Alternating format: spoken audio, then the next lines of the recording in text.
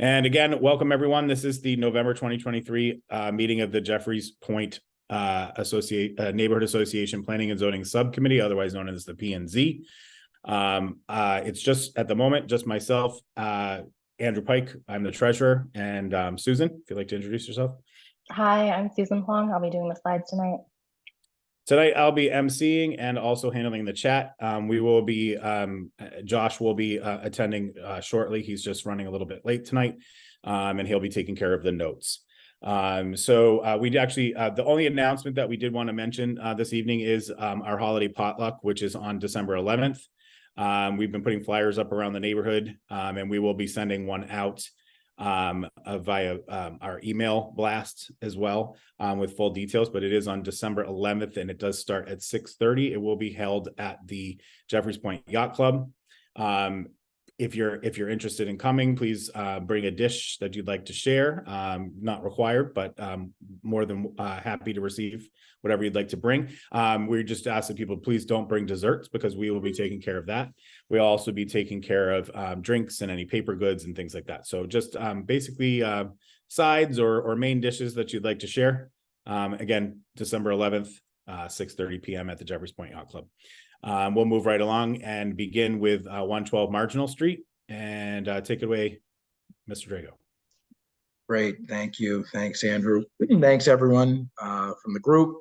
Many of you saw us last month for a presentation on this project, and we got a lot of feedback both from the group as well as the abutter meeting that was held after. Some of what we heard or suggestions were, would it be possible to reduce this from a 4-unit proposal to a 3, reducing the height from 4 stories to 3 stories because it's already an existing 3-story building.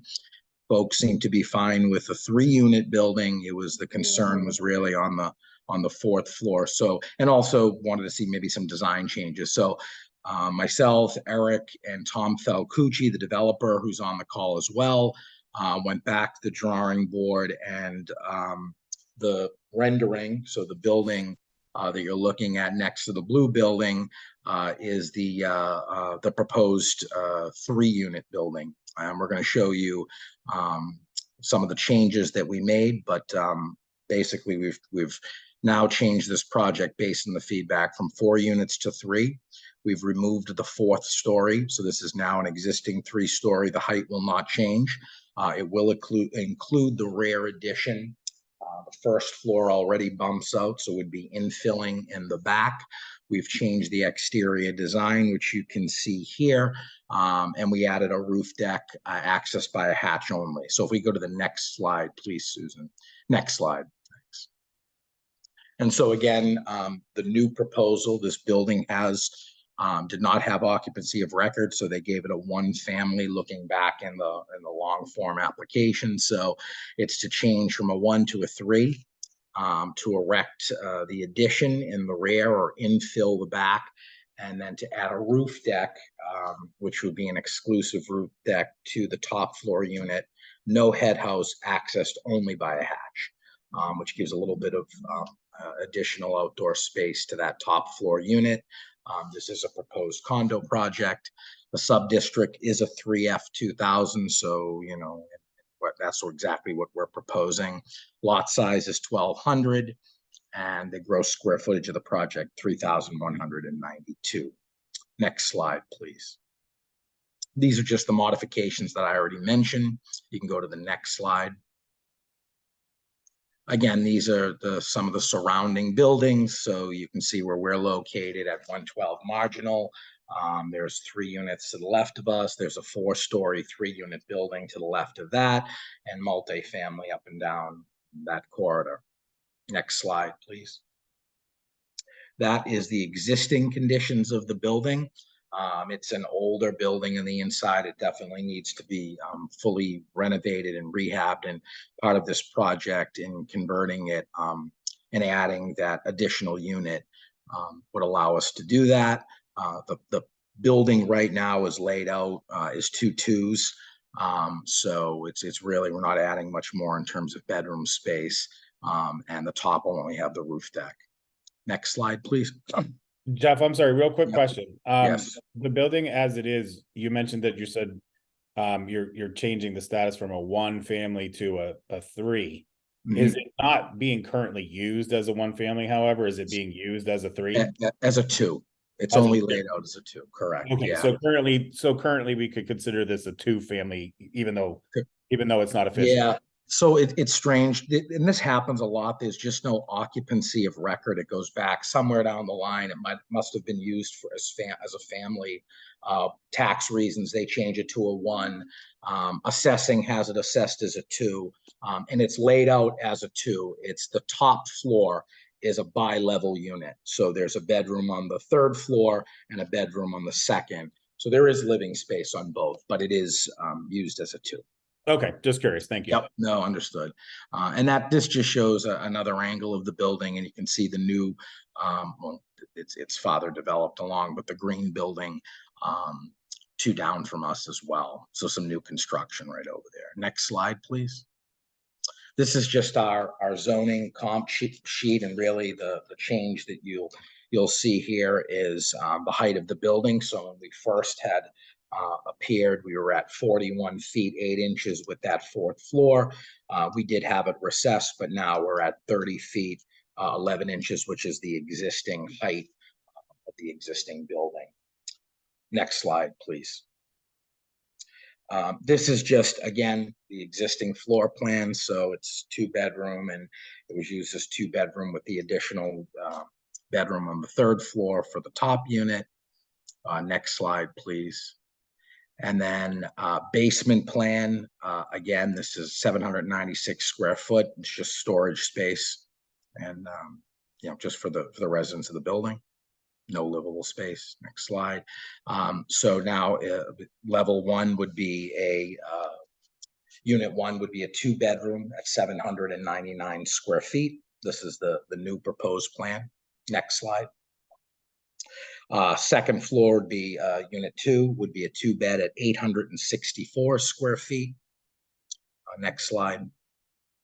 And level three, unit three would be a 2-bed, 833 square feet. So pretty standard size 2-bedroom units. Next slide, please.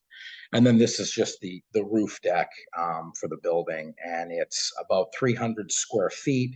It's pulled 18 feet from the front of the building and 12 feet from the rear. So it's in the center of the building, and 5 foot 5 feet from the right side. And again, there is no head house on this. This would be accessed through a hatch only. And I'm sorry, did you say for the building? So this isn't specific to a unit, it's for all units? No. It's exclusive to the top floor unit. Okay. Yep. Yeah, so this would access through a hatch from the third floor unit. So. Okay, thank you. Next slide, please. Eric, I'm going to turn this over to you because you've just redesigned these. Thanks, Jeff. Yeah, one of the comments that came back from the last meeting was that the building was too plain, too dull, and we had tried to preserve some of the existing windows on the front, but given that, that's maybe the best challenge for an architect, is to hear that it's too plain or it's too dull. So we went a little bit out beyond where we have gone before, and we added this bay window on the second and third floor, which I think is the main design feature now. We're going to preserve the brick and the window size on the first floor because they're a nicer quality base than a lot of our projects get to be. And so above that, we'll do a cement fiber clad and kind of your standard 2/1 windows. So adding just a touch of detail kind of all throughout the front facade, as you see on the left here, in order to make it feel more interesting, more rich than the existing building currently is. And then hopefully that's kind of in the right level of detail for this. We didn't want to go too far beyond what we've seen in a lot of East Boston, but we wanted to kind of bring it up to a little bit more current level than the existing building is. So went away from trying to copy the existing building and be quiet to being a little bit louder and a little bit more like what we see on new buildings, brand new buildings in East Boston. On the right, you see the building. You can see it. The hatched area, the diagonally hatched area, is our neighbor at 116 Marginal. So we just wanted to kind of show how it's longer and the bay is going to stick out in front of it, and then the deck on the top would be above the level of the roof for 116. Next slide. And on the left here, you see the rear elevation. A number of people, of course, have asked, what is it going to look like in the rear? It's going to be pretty quiet. Just a couple of, just 3 windows and a smaller window on the second and third floor. A sliding door. The rear yard will only be accessed by the first floor unit, and it's going to be quite small. So we wanted to make sure that it's precious open space that gets treated well, and we're going to dedicate that to the first floor unit. And on the right side, you see the neighbor at 110, kind of as the diagonal shaded, and how the building's about the same length. You'd see the kind of above the first floor, you'd see our building, which would be a solid wall. And on the right, you see the bay window sticking just over the sidewalk. Next slide. So the drawing on the left is the building we showed last time. And the building on the right is the rear yard that we had shown in the last time, with it being 4 stories and kind of flat. And as people noted, it's a little dull. And so we went away from those windows, and we went away from that into next slide. Into this, which as I said, is still is 3 stories now. Preserves that brick and first floor, but then above that goes to a bay with a vertical hardy expression and a little bit of detail, cornicing detail at the top to kind of align with our neighbors to the right. Next slide. Yeah, and then turning the angle just a little bit so we can see it a little better. Next slide. And then from the rear, just kind of trying to get an idea of what it is, how it is that the building's going to sit. Yeah, it extends into the rear yard, and it's fairly long. And one of the things that I want to mention is, while the statistics that Jeff gave about the roof deck are correct, the drawing here is not exactly right. We actually reduced it in size after this rendering was done, so it actually would be like this big and a little bit smaller, so that it doesn't really take up as much as what you see here. So that was just kind of anticipating the comment that I had gone overboard. So Jeff asked me to scale that back. So we have done that. I think it's on the slide, and if not, I can pull it up on my screen to show what the actual size of that is. Next slide. And then this is looking from the other direction over the top, because some people had asked, like, what's the expression on this side? It's going to be blank. We are pretty close to the neighboring property. We don't want to have windows just kind of looming over what little open space there is. We have a little light well here, but these windows face into each other. All right, next slide. The rear of the building. A number of people have asked, what am I going to be looking at? And this is it. It's pretty quiet. It's permanently vertical siding, and a handful of windows. You'd see into the 3 windows, as you do in most urban settings. And then this is about the extent of the fence on this level. Next slide. So shadow studies, understandably, shadow very important to what people are seeing. So at 9 a.m., this is our building here in pink here. You're going to see some shadow, mostly on the roof of the first floor of this building. By the time it gets, this is in June 21st. So by this time of day, by noon, we are starting to see the shadow kind of peek out. But up until that point, it's still right here. It's right over the L of the first story of our neighbor at the 110. And then on the by the afternoon, that's when it starts to, you're going to start to see it kind of fall, the shadow of the building fall into the neighboring building. And that's June 21st. That's when the sky, the sun is pretty high in the sky. Next slide. So September and March, the equinoxes, what happens? Well, in the morning, the shadow is here. And you can see it'll fall on this building, and a lot of it'll actually fall on the new 4-story building being built at Haynes. And then towards the middle of the day, you see the shadow here. It starts to fall off of the L and then even onto this neighboring rear yard property. A lot of that is at I believe that's 60 or 62 Haynes. And then towards the end of the day, 3 in the afternoon, and the equinoxes is when it's going to start to fall here. Okay. And next slide. And then in December, early in the morning, 9 a.m., which, we're starting to get to now. We know it's always dark. Shadows still largely falling on these two buildings on Haynes and the roof of this building of our next door neighbor here. By noon, the shadows are long, and they're falling on our neighbors. Finally, by 3 in the afternoon, which is kind of just about sunset these days. Oh, please be quiet. Then towards 3 in the afternoon here, you see it kind of fills in the shadow here. So in the winter, the building, as you see, will shadow this building. However, at 3 o'clock in the afternoon, you're probably already, and you can see it probably today because we're so close to December 21st already. A lot of these two buildings are already shadowing some of this. So yes, our building will technically be shadowing the top portion of that, but these would have been shadowing some of that already. Slide. Is that the last slide? Yeah, that's the last slide. Thank you. We can answer. Yeah, of course. I'm going to put myself on mute just because the boys are loud and I'm going to go yell at them. But then, yeah. Okay, thank you. At this moment, we don't have any questions in the chat. If you are a direct abutter or you feel like you're a direct abutter, please raise your hand and you're welcome to speak aloud if you have any comments or questions.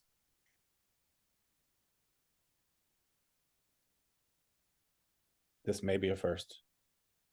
Well, let me make sure there's nothing in the chat here because my chat just hit itself. Nope. Go ahead, Caitlin. Hey everyone, I'm Caitlin. So I'm right behind the building, and I have a couple of concerns.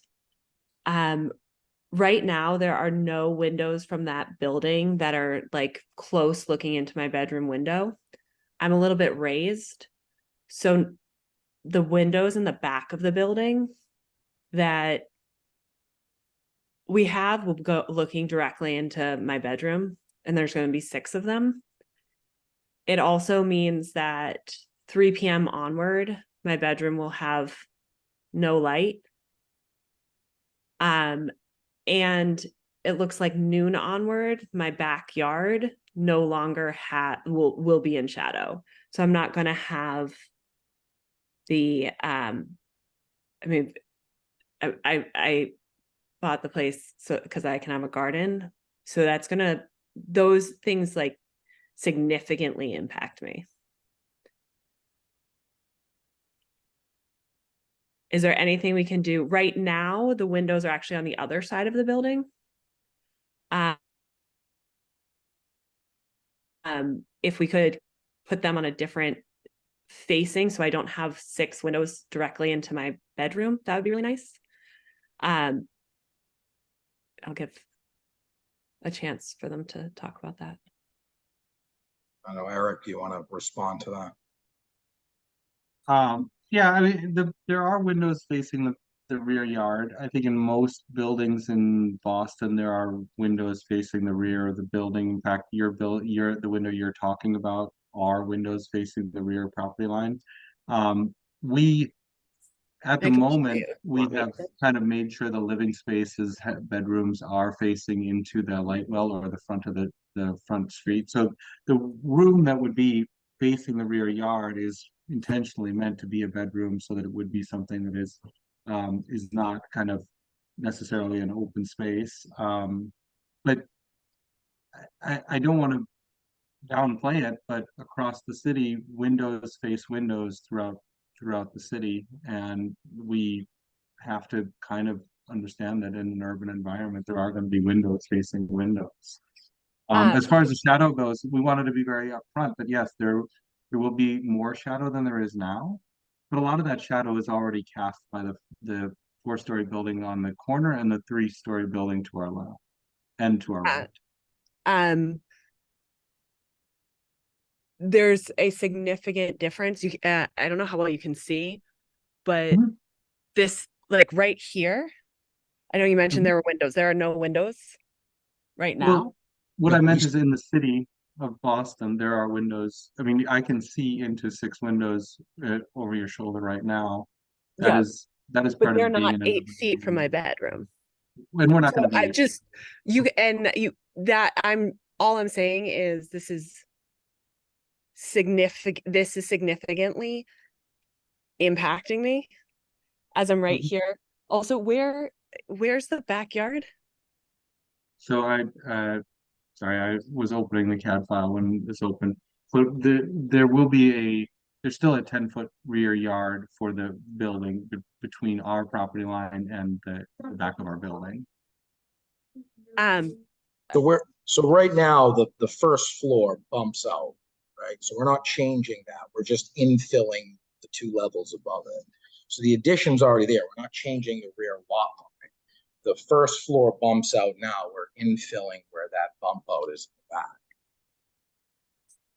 the back. So what I'm seeing is about 2 feet between the end of the building and the beginning of my foundation.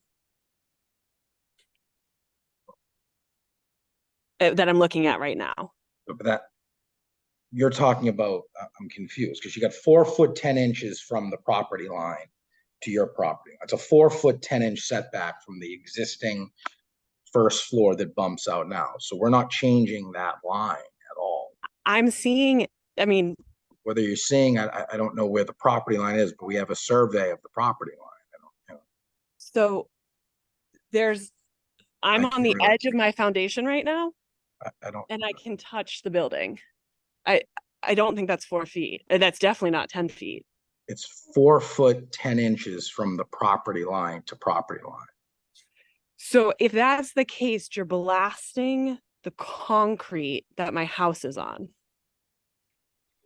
We're not. We're not We have a licensed survey, so Okay, we're not blasting any concrete.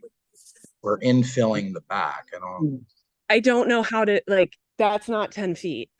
This is the concrete slab that my house is built on. This is the back of the house. Okay, so this Caitlin, this might be something that you're going to want to take up with Jeff Drago and his team separately. We do need to move on to other questions. Okay. Other people with their raised hands, and we only have 5 minutes left in this presentation. Okay, yeah, Jeff, can we schedule some time to reply to the email and about the good neighbor agreement? Are there any concerns on the good neighbor agreement? I did reply to your email in detail on each step, but yes, but we don't even know where we're at with the project. So I can't, that in theory, that is good. We just got to get to a final project, and then we'd be happy to sign the good neighbor agreement. Okay, so there weren't any concerns about like the time. I didn't get a detailed email. Could you resend that while we're on the call? Yeah, well, let me answer some of the questions, and I'll be happy to Yeah. work with you one-on-one. Okay, but do you mind just resending it because the group didn't get one? Unless it happened in the last few hours. No, it was in red, and it answered every one of your questions. Yeah, we do need to move on to the next person, so you guys can resolve this separately. Mike Dwyer, if you'd like to go ahead.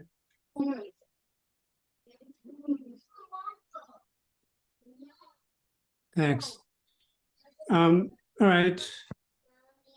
The facade, nice facade, but there's a myriad of problems behind that. And so there's a lot of stuff that concerns me. And I'll ask you, well, first of all, are you adding living space to the first floor? To To the first floor? Are you adding living space to the first floor? No, Eric, we're not adding. Let Eric It answer. looks to me like you're building out to the property line. Yes, on the right side On of the the building. piece we're of the adding- first. So are you adding space to the first? Are you adding living space to the first floor? Correct. You are. Yes. So in that case, you will probably be subject to the regulations in Article 25A No, 6.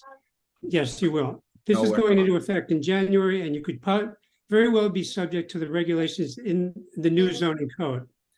Unless you're trying to rush this through and get it approved before those regulations go into effect. Is that correct?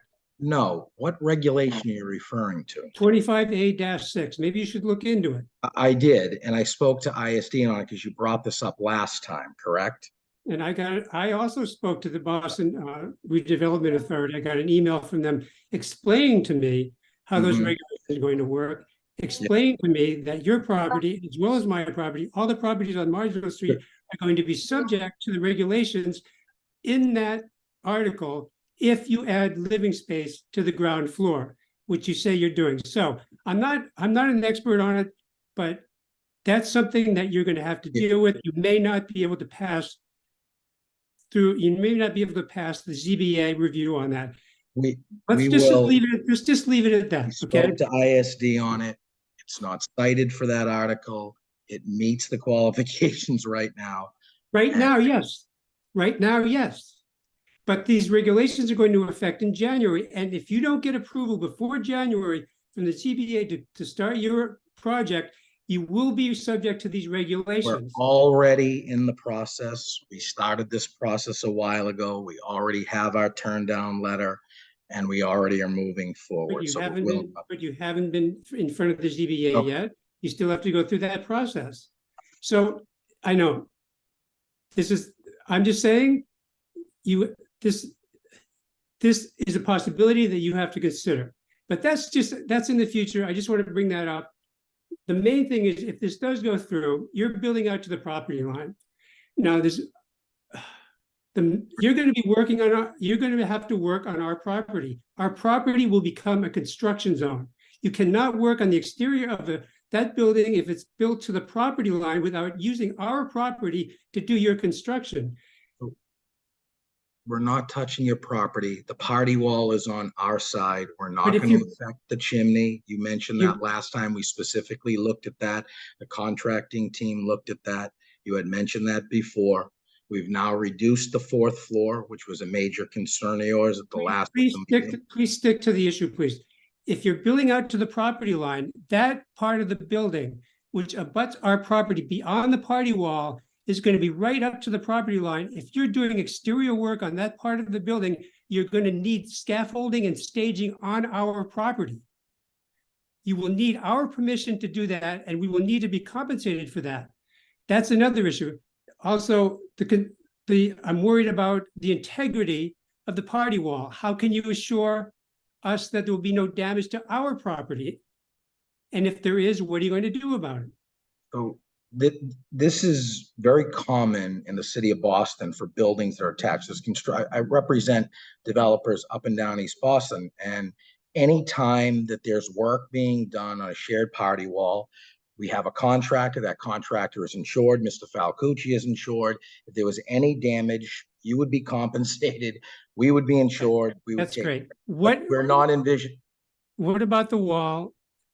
The wall's not going to be touched. What about when you do your outside work on the addition, which goes right up to the property line? How are you going to handle that without working on our property? Get me to talk. Get me to talk. Mr. Palucci, you're already unmuted. Go ahead.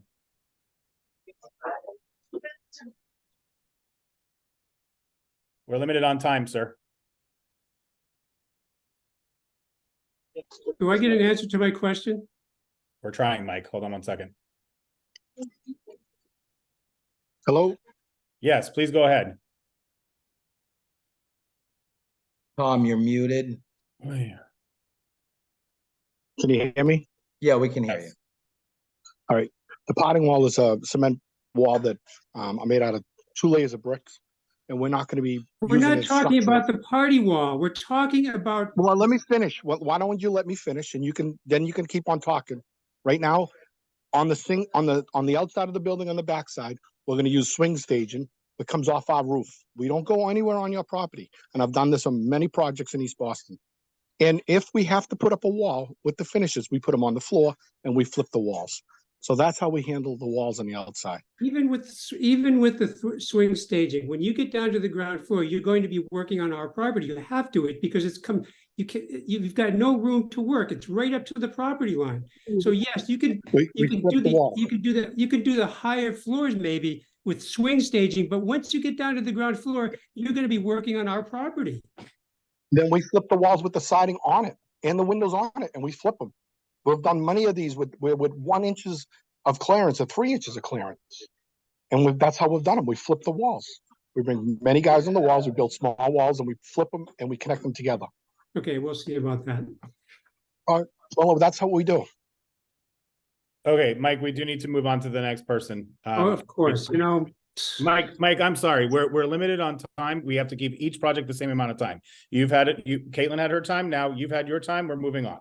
Okay, Jay, please go ahead. Hi, the new design is welcomed, and you dropping an additional story is also welcome. Michael pretty much summed up my concerns that we share a wall. There's a chimney there. I'm just really concerned about how it will impact us, no pun intended. And also, does the building have to be pushed to the lot line? Is that not something you could reconsider? Thank you. So to answer your question, we're not going to touch the chimney at all on construction. We've taken off that fourth floor, so it won't affect it. The addition in back, which is common. I mean, there's a number of buildings in that street that go back, and this doesn't go to the very lot line. It infills the back, and there's still a 4-foot 10-inch rear setback in the back, and that's all done by survey. So that's not under. I think we need to talk about that. We have a survey, Caitlin. So I believe you have a survey. Can I finish? Caitlin, I understand that you want to speak, but you can't unmute yourself like that. We have a policy, and I'd ask that you please don't do that. If you have a question for Jeff that you'd like follow up with, you're welcome to email us or email Jeff directly, but please don't unmute yourself. Let Jeff finish. And these units are not large units. I mean, these are 2-bedroom. To make them at all marketable and have some space, they're 796 square feet, 860 square feet. So it really just allows us to have an addition in back to give these 2-bedroom units to make them condo. When we met last time and spoke, the biggest concern was the 4th floor, and we were asked because of parking, because of a precedent of a 4th story, to remove that. We're now in line with most of the buildings in that area. Okay, Jay, did you have any other questions? Because we're at the end of our time period for this. We'll move on. We'll let one more question happen. If you Yes, when you will be working doing this, where will the staging be placed? The staging area for materials. So most of the work will be done inside. We'll have some work done outside, and whatever space will work with what we have on the exterior area. We still have a space out there now, and we will use scaffolding. And I mean, this happens all the time. This isn't a rarity. There's buildings up and down this area that are built in more difficult conditions.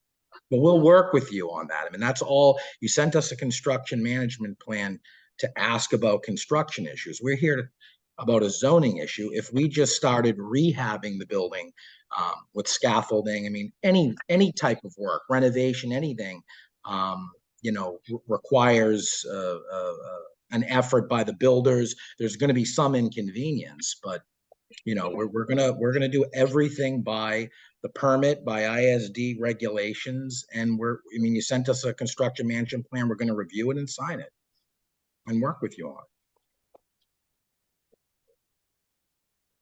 it. Okay, Jay, anything else? No, thank you. You're welcome. Brian, did you still have a question? I was referring to you as the last question. No, you're good? Okay. Jeff, I think that there's still some concern between Caitlin and Jay and Mike Dwyer that you may want to get with them about. I have one more question, Andrew. Just one more. We still have an abutter meeting, Andrew, too, that's scheduled for early December. Okay, great. That sounds like that would be a perfect place for that to take place. Just one more question. Where are they going to put their staging material? I think The construction material. Where are you going to I put thought that? that was just answered. we but- just answered that. So we'll talk to you at the abutter meeting if you want more detail, Jay. Okay, we're going to move on. Thank you very much. We have 200 Everett Street is the next project.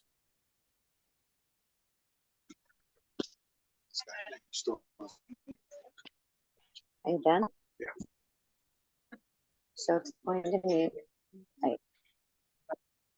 The lady in the.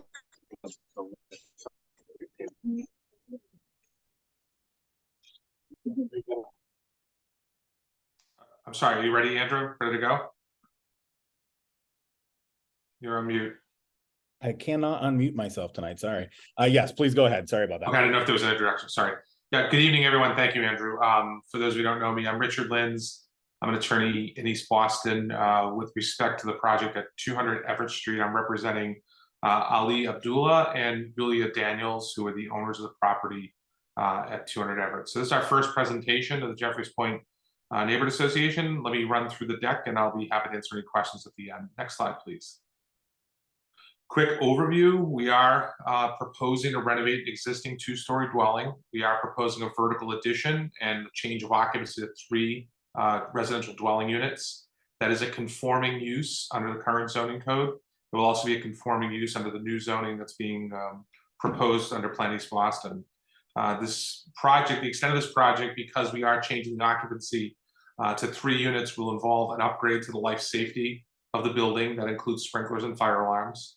Our units will consist of a 3-bedroom, a 1-bedroom, and a 2-bedroom, ranging in sizes from 612 square feet at the 1-bedroom up to about 1,159 square feet for the 3-bedroom. The proposed occupancy for this building would be home ownership. So these would be sold as individual condo units and part of a condo association. Next slide, please. Quick BPD abstract overview. We are in the 3F 2000 zoning district. That is the current district under Article 53, which sets forth the regulations for use and dimensions in this neighborhood.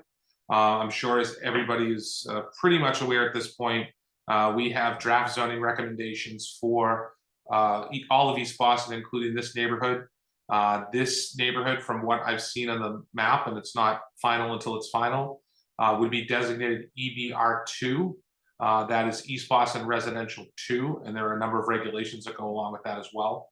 I do have a summary of the zoning issues on Article 53. I think it's the next slide.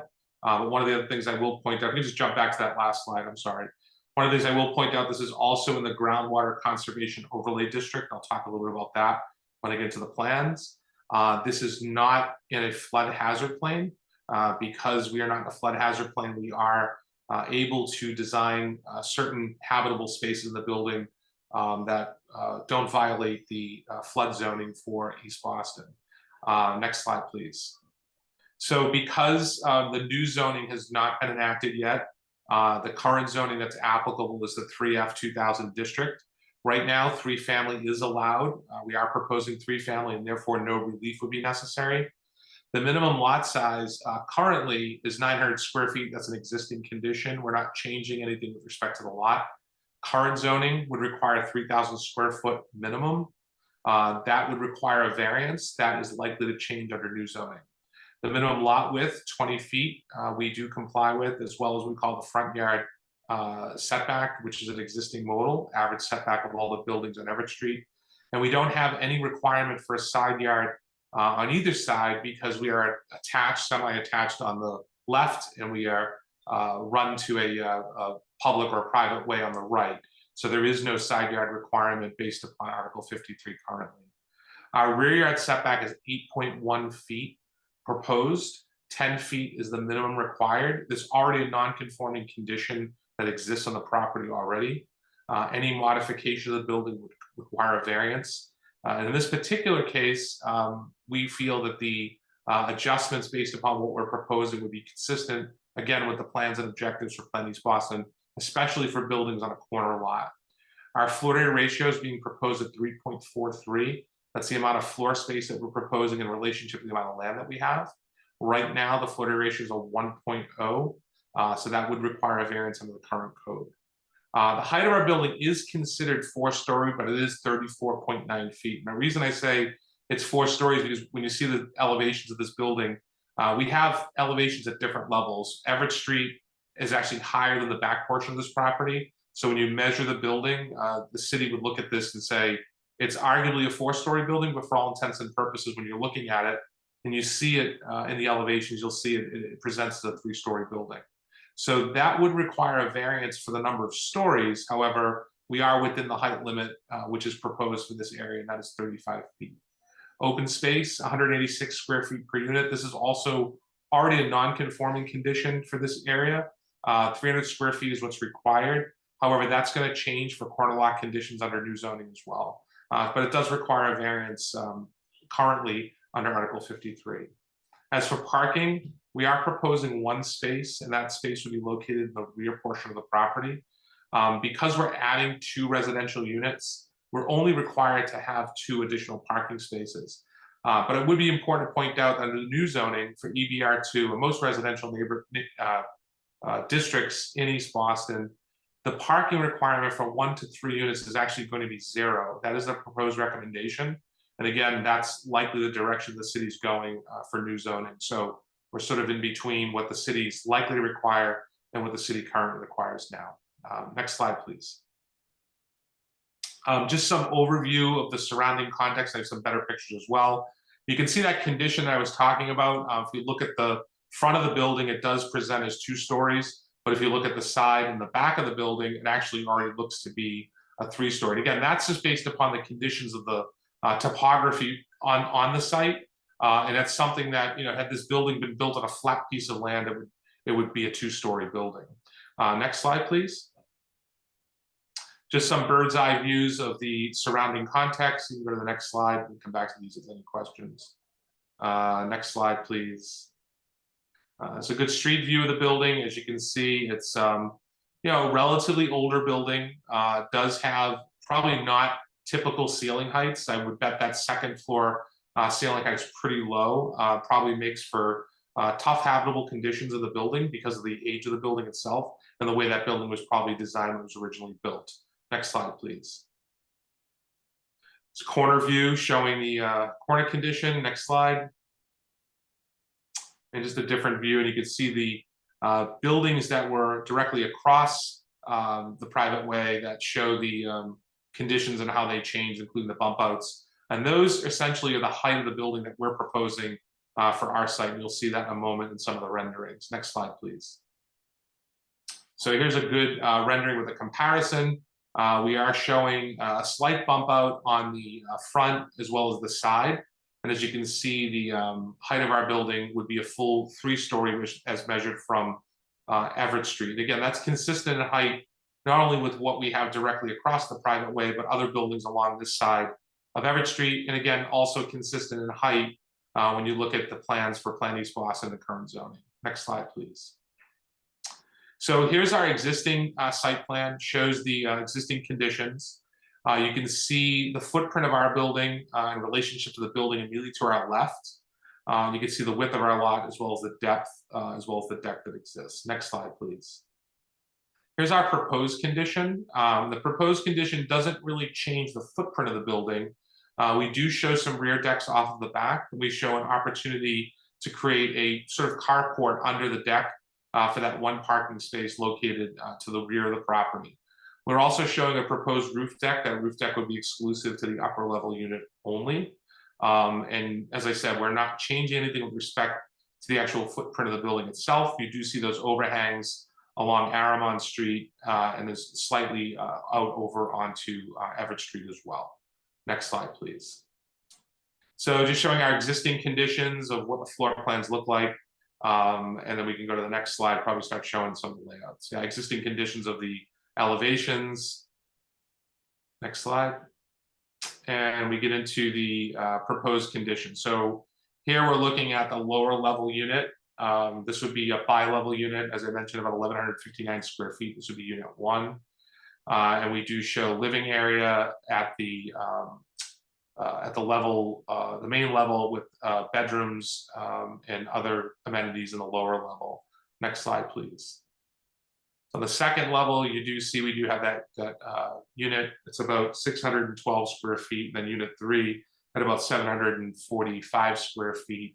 And then the roof plan showing the roof deck with access from the back of the building, no head house being proposed. Next slide, please.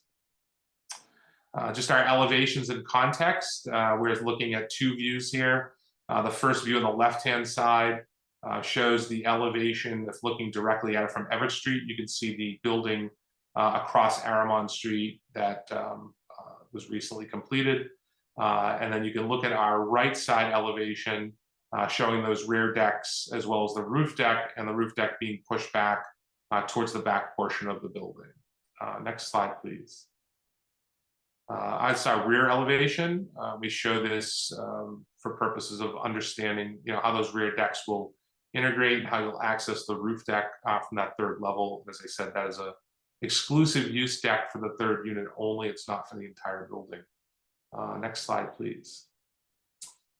So yeah, we started this process with filing our long form with ISD. We are in the process of filing our zoning appeal with the ZBA. We're starting the process now with our initial outreach to the Planning and Zoning Subcommittee. There'll be a butters meeting, which is being scheduled at some point. And then ultimately we'll go to a voting meeting before the JP&A before we proceed to the zoning board. We expect that to happen probably not until after the first of the year with the zoning board of appeal. Assuming we get our approvals, we'll go through the process known as BPDA design review. That probably will occur sometime in the spring of 2024. The earliest and probably most optimistic timeline for permit issuance would be the summer of 2024. And we expect construction to take about 8 to 10 months, assuming it starts in the summer of 2024. I believe that is, there's one more slide potentially. Yeah, there we go. So with that, Andrew, I'm happy to answer any questions. Okay, I don't have any questions in the chat, but I knew I would be seeing Brian Gannon's hand go up there. Holy crap, that is unbelievable what you're proposing there. First of all, I'd really like to ask the JP&A to allow me to present my view of this at some point. And we are direct abutters, like we attach we're direct to the abutters. house. All the photos, everything was really set up not to sort of cherry pick, to not show actually how this looks against our house here. Additionally, I think just in the invite, it said that this was a 2-family and they're looking to change it to a 3-family. It's actually a single family. It has been so for 30 years or so, or even more. And also with, some of the zoning that, Richie, I like how you pick some of the new zoning and some of the old zoning to come up with how this is, going to be done. But it's like, if you look at the new zoning, you couldn't possibly build back that far with the open space requirements. You'd actually probably need a lot more variances with the new zoning. So with the existing zoning, can you go back to that page with all the variances that you're looking for, just so we can review that? Susan will bring it up in 1 second. But we also, it's important to us that we have emergency access. So, I could see that you've sort of cut off the side of that building there. So, we can't fully see the back. That's where I feel like I really need to be able to present so I can show what the actual property looks like from, both above, behind. So the only access we have to the rear of our house for our garbage, for everything, for emergency purposes is through the right of way behind 200 Everett Street. And that's been used for, probably a couple hundred years. And, this would definitely impact that. Additionally, as you mentioned, the bump outs into the private way, I don't know how, maybe you can answer this for me, Richie, but where folks get, permission to build over a private way that's next to the house. The adjacent property has been there for a couple hundred years or so, similar to our house. Our house is probably built in probably one of the oldest houses in East Boston. It was probably built in early 1800s.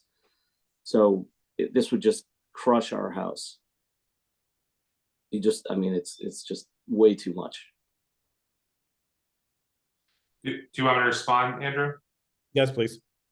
So if we could just jump to the survey plan and start there. Maybe a couple more down.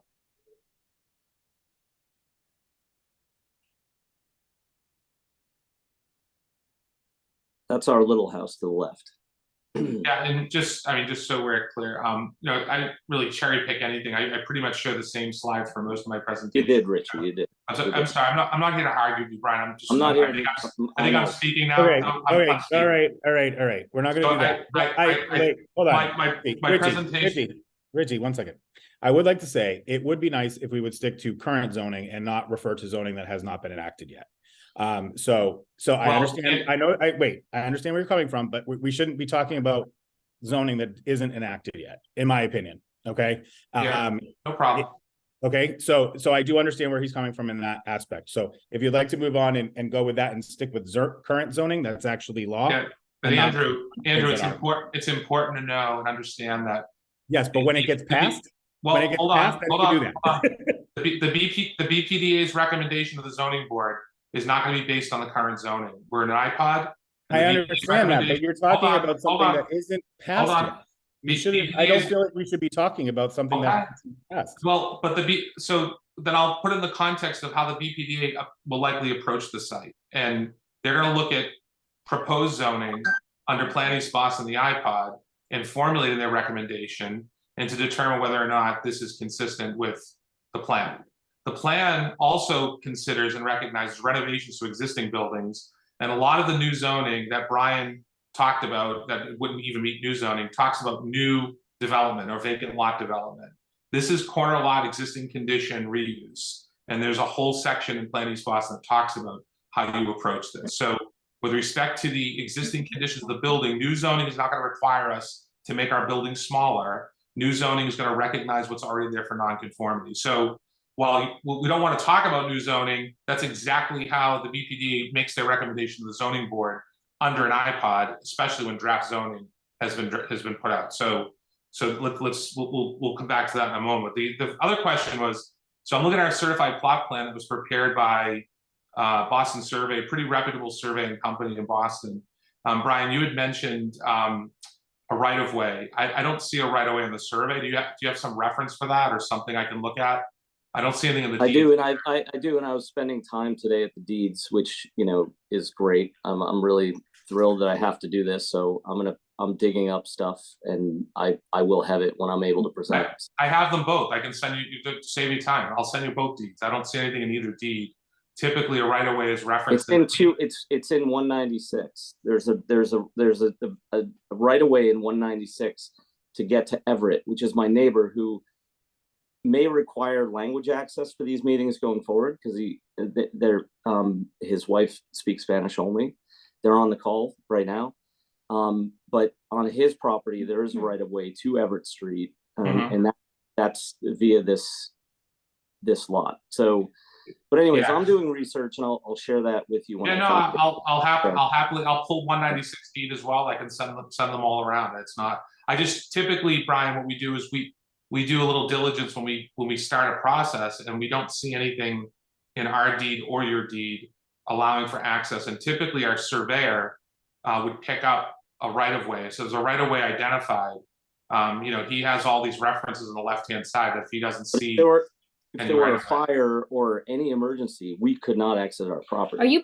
Can I just ask, are you proposing that we can't use our back entrance at all because we have garbage, we have kids, I don't think anybody proposed that. But so can you? No, I'm sure if there's a necessity to have access to Aramon Street, we can certainly have that conversation. I know we try to have a conversation. You didn't want to meet with me, but I'm happy to have that conversation if those are real concerns.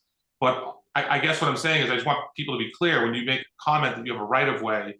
Typically, that's identified in the deed or on a plan. And in the adjacent deed, which, from what I understand, covers the other properties that it needs to pass through. Okay. So, but anyways, I'll look at it. I'll get a look at it. And as far as your new zoning, old zoning, if you want to add to that grid that you just showed with the variances, show the new zoning, show the old zoning and the current zoning, and show all the variances you'd need between both.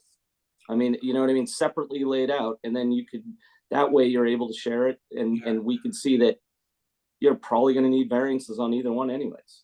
So yeah, I'm guessing that this will probably go to the board under old zoning with a recommendation from the BPDA. So that's probably great. Then leave the old zoning out of the conversation. Right. So, but it's important that that's part of the context, because the way that we sort of deal with this interim period is through the BPDA's recommendation. That's what the whole iPod talks about. And the purpose of the iPod is that when you get draft zoning recommendation or draft zoning regulations, that the BPDA is in a position to confirm to the zoning board whether this meets the objectives of Plan East Boston. It's not saying it complies 100% with it. It's the objectives of Plan East Boston. In this case, for then can you, like, let me finish. Yeah, we're not lawyers. In a corner lot. Can you lay that out for us then, please? I'm sorry. I'm trying to speak, and Andrew, I don't know how I'm going to do that. So your other question, I'm just trying to answer all your questions, Brian. The other question was about the bump outs, how we're allowed to do that.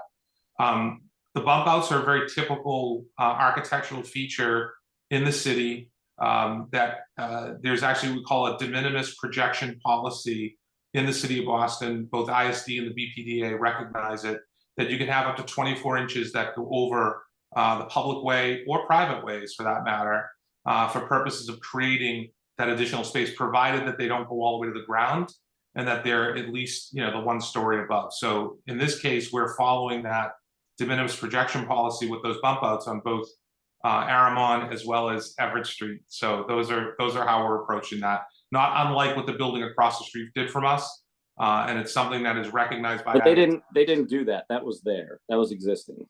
Well, so it's existing, but it's over a portion of the private way as well. So that's it's very consistent with what we've done on. Well, we've done them on projects in the last 6 months, and it's consistent with the city's policy on design elements. So that's not something that's new, and that's not something that we're asking for really any relief on, because it's something that the city recognizes.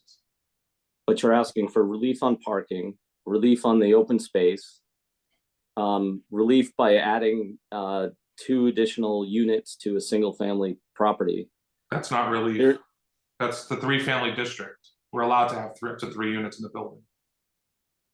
The current zoning states that, Brian. Current and the new zoning actually says multifamily. You can go up to more than 3 units. But you got to look at the square footage of those units and the square footage of developed space versus the lot there's a ratio that you're not meeting. So there's a lot of variances that you're looking for. There's a corner of the new zoning. There's a corner lot condition that is recognized for purposes of reducing the amount of lot coverage requirement that you have and how much permeable space you have to have. And again, we're also dealing with an existing condition. We're not proposing to tear the building down and rebuild a new development.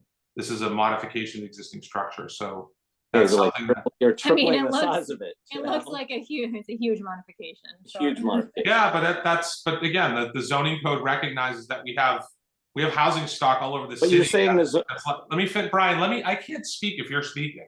So there's plenty of housing stock in the city that the city recognizes needs renovation and needs upgrades. And the zoning code recognizes that too. There are conditions that are going to have pre-existing non-conformities that the zoning code will recognize. Current zoning code does, new zoning code will as well. And Richie, you talk so much that I can't talk. So I'm just asking that. So, but basically what you're saying is the city allows for, which is, yes, it allows for maybe a 3-family. It also does not allow for all the other things that you're asking for a variance for. So in the same breath, you're saying this is just how it happens, this is how the city does it. But meanwhile, you're asking for zoning relief from us and other abutters or nearby neighbors and in the community. So that's, I'm just asking for the relief from the board. Yeah, but it's just a very large building to be on a very, very small lot. And the zoning, according to both either this zoning or the next zoning, it understands that this mass of this property, this building is too much for the lot. So under either code, you're going too big. I respectfully disagree. But okay. So but according to zoning, I'm sorry, Brian, but we are going to need to cut this off here. Is there anyone else that has any questions? I don't have anything else in the chat at this moment. However, I will give a moment for anyone else who'd like to raise their hand and speak on this project. No? Okay. I do appreciate everyone's time this evening. Obviously, 200 Everett still has a butters meetings, and most likely we'll come back to a second P&Z meeting so that this can be discussed again. We will. I'm sorry. Can I just ask what I didn't know if we heard anything specific. Well, he was asking about his deed, about easement access in the rear. I've looked at the deeds and we have a plan. We've provided. So, Richie, as a board, I'm sorry, I shouldn't have said most likely, but it's possible that it may come back for a second meeting. We do need to discuss as a board, and we will let you know. If anyone doesn't have any additional questions, we will adjourn this meeting. I appreciate everyone's time. Okay, I was just gonna ask. Did you have a question, Josh? Yeah, I did. I just wanted to understand a little bit more about its position with the flood zone plane. Did you show a slide with that? He stated that it's not in a flood zone. Well, we didn't. There's a slide. There's a BPDA abstract slide. If we want to just call it up just for clarity and for the record, I'm happy to run through that. What's your concern, Josh? Yeah, I just because on Everett Street, especially on that side, it's been brought up multiple times by other residents that there has been significant flooding or moisture buildup in basement areas around there. And I just moisture and water in basements is not related to being in a flood zone, however. That happens everywhere in the city, no matter whether you're next to the ocean or. Josh, and one of the things that is we usually include this in all of our presentations. This is the abstract from the BPDA that keeps a pretty good track of overlays and any other issues that usually arise. Normally, we would see here on the overlays would say flood hazard district, and if that were the case, then we would be cited for flood hazard. We'd be limited on what we could do below the base flood elevation. So it's not an issue for this particular property. Well, what I was saying is from a visual perspective, if you go to Maverick, it is. So I don't follow what you're saying. Yeah, Josh, the flood zone wraps around our properties, like, because as I mentioned, like our house is probably from like 1830. Like we were built up on a higher plane because Maverick was in fact waterfront. So I can confirm that's not. Like I think these 3 or 4 houses are not flood zone, and I think a few houses away they are. So okay, got it. Richie's accurate in that one. Thank you, Brian. Yeah. Just so everyone is able to let's see if I can. Oh, I'm just going to show you. I just pulled up the flood map, and share screen. Yeah, thank you. Yeah, like it swirls right around us. This is that's the location of the property, is the red dot. This brown area here is one area of this is the one that FEMA pays attention to, which requires flood insurance, is zone AE. So it's quite a bit away from it. Yeah, it's about the brown area, Andrew's zone X. That's a 0.2% flood chance, but that's not considered flood zone. Correct. Yeah. So just wanted to show. Okay. No, just wanted that on the record. So now we have it. Yep. Thank you. Okay. And anyone else? Go ahead, Mike. Yeah. There's coming in January, they're revising the zoning code to include a coastal floodplain resiliency overlay district. There are maps that show that district, and I do believe that part of Everett Street is in the coastal floodplain overlay district. And this is the Article 25 A-6 that I was speaking about in the 112 Marginal Street presentation. And it may apply to this property, and you should, Brian should look into that. Yeah, I can respond briefly on that, Andrew. So 25A is coastal flood resiliency overlay, which currently applies to projects going through Article 80 review only. The changes to coastal flood resiliency are not to be confused with flood zone requirements, because coastal flood resiliency does not prohibit the location of habitable spaces in areas that we're proposing. All it does require is flood proofing or the ability to ensure that if there is future flooding in that area, that you're preparing for that and designing in a way that addresses that. But it doesn't have the same regulations as the floodplain. Are you talking about the current zoning regulations, or the ones to be enacted in as soon as January? So 25. You heard something that I've not heard, because I don't know anything about any new zoning that's definitely going through in January. Yes, it's going to. I have an email from the Boston Planning BPDA explaining the conditions, the current conditions, and what the new regulations will be. It's going before the zoning commission in January for approval. Right. So again, it still has not been enacted or approved. Right. No, So we're talking about something that doesn't exist yet.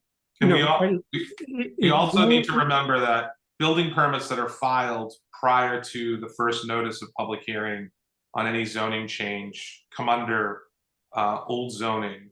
And in this case, if there was some change to the coastal flood resiliency overlay, our building permit is already filed for. So as soon as we go through the process and get our approvals, we're not subject to that anyhow, because we wouldn't be under the coastal flood resiliency. Wouldn't you have to? You would need ZBA approval before.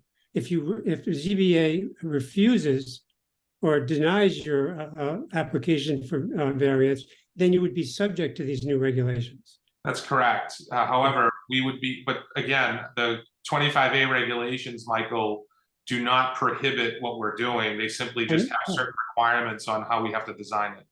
I understand that, but it just seems like you're whistling past the graveyard here and wishful thinking. And I think that you and Drago are I know that you probably will try to push these through the ZBA before the new regulations go into effect in order to avoid any adverse consequences to your projects. Yeah, Michael, I wish there was a way to push things through, as you say, that the city moves slowly. So it's not a question of us pushing it through. It's we're going through the normal course of filing for a building permit and going for approvals. Not about pushing anything through. If it happens, it happens. But our permits are already filed for, so we're already ahead of the game.